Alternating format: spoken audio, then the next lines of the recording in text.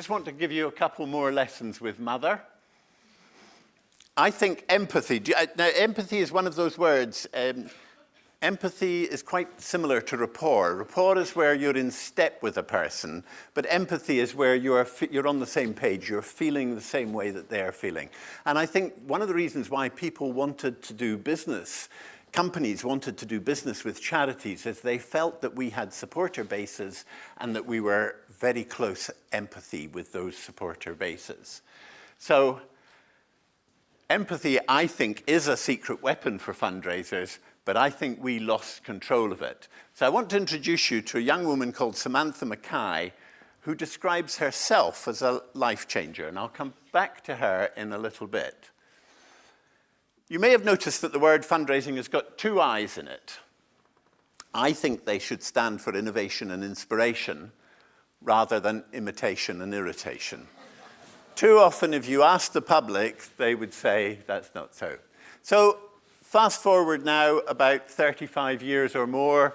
This is my mother with her bridge club. She's standing at the left at the back.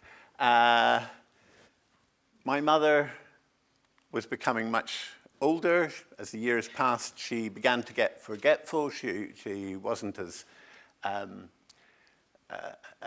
sharp as she once was.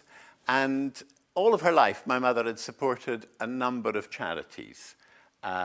She was a keen, regular supporter. She didn't like direct debits. She used to send people money when they asked for it. And my mother was from an older generation. She was meticulous and fastidious about how she did things. And one day when I started going up to Scotland more regularly to see her because her health was failing. And I found something that was completely uncharacteristic. In my mother's hallway, there was a large pile of unopened mail. And I went through it, and I found that most of them were from charities. And I said to my mother, you know, what's going on here, Mother? Why haven't you opened your mail? And she said something which I'll never forget. She looked at me and she shook her head and she said, "They're always shouting at me." And I thought, bloody hell. Don't you dare shout at my mum.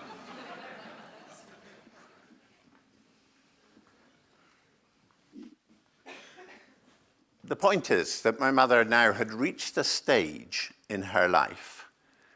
She supported all these charities. When she died shortly afterwards, I've got two brothers and two sisters. My mother didn't have a lot of money, but she left it between the five of us. She didn't leave it to any of her favorite charities, which I think she probably would have had she been asked to do so a few years earlier. But the problem was that there's a gap between being a donor and being a legacy prospect, which is very natural, and our organizations take no account of it whatsoever. What these organizations were doing, they flagged up my mother as a lapsed donor. That sort of biblical term, who would want to live next door to a lapsed donor?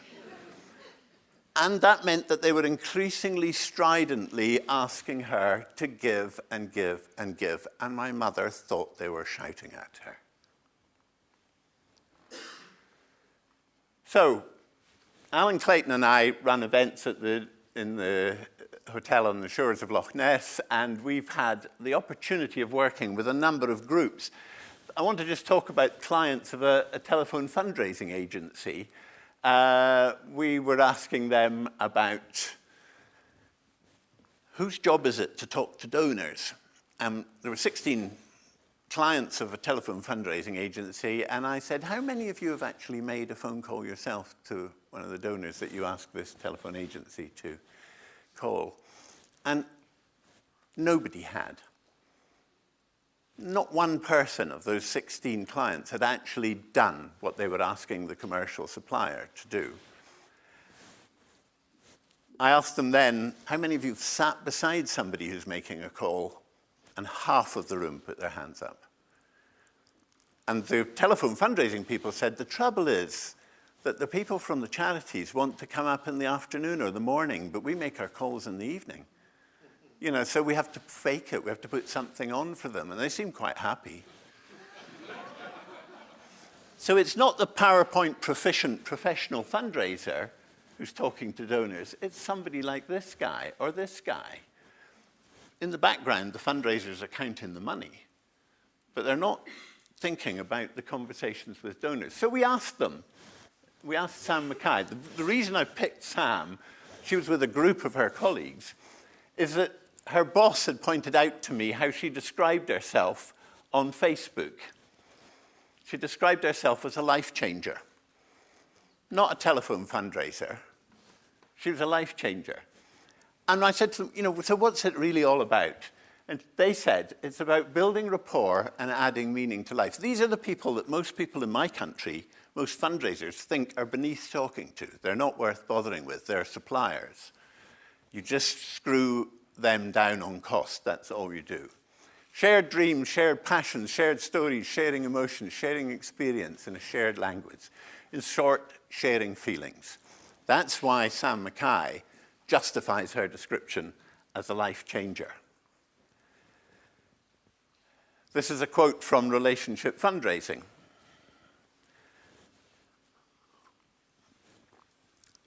Unfortunately, my mother never got to speak to Samantha Mackay.